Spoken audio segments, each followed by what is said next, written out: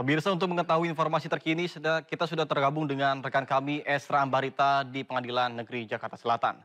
Esra, seperti apa kondisi di sana? Silakan dengan laporan Anda.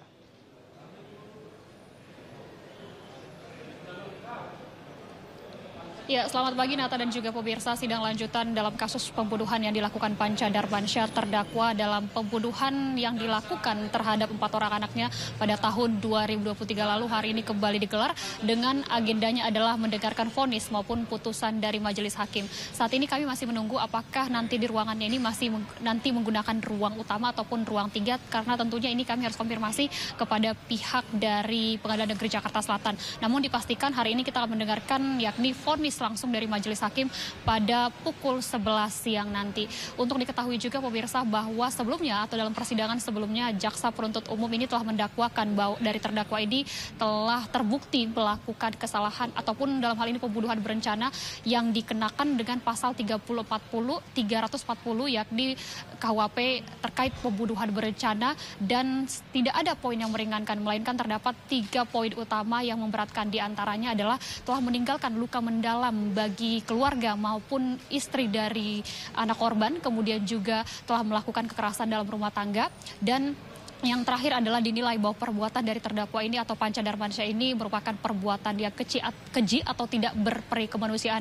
Atas hal tersebutlah dari jaksa penuntut umum mendakwakan dengan pasal 340 KUHP terkait pembunuhan berencana. Pemirsa, diketahui pula bahwa perbuatan ini maupun peristiwa ini terjadi pada tahun 2023 lalu, tepatnya pada tanggal 3 Desember 2023 lalu, yang mana kala itu diawali dengan kekerasan dalam rumah tangga hingga membuat istri dari terdakwa ini harus dilarikan ke rumah sakit. Baru keesokan harinya atau pada tanggal 3 Desember pada saat itu dari terdakwa setelah melakukan pekerjaannya, mengecek dari komputernya dan mengetahui adanya ataupun mengetahui adanya perselingkuhan ataupun hubungan asmaran istrinya dengan pria lain. Hal itu tersebutlah yang menjadi motif ataupun memicu dari terdakwa menghabisi 4 orang korban ataupun 4 orang anaknya, yakni dimulai dari yang bungsu, kemudian dari anak ketiga, anak kedua hingga anak pertama. Hal tersebut dilakukannya kurang lebih dari 1 jam dengan membekap mulut dari terdakwa hingga memastikan membekap mulut dari korban, maksud kami, hingga memastikan para korban maupun anak dari korban ini telah meninggal,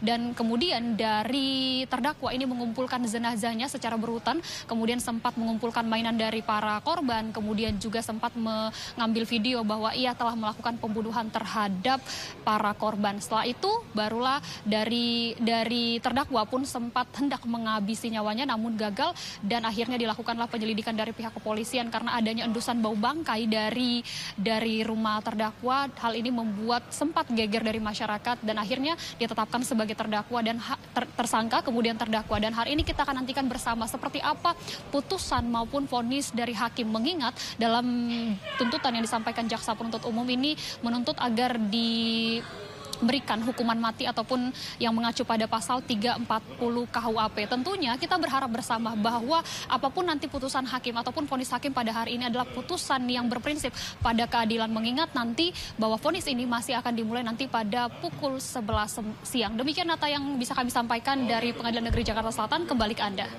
Baik, terima kasih Esra Ambarita atas laporan Anda. Selamat bertugas kembali dan salam sehat.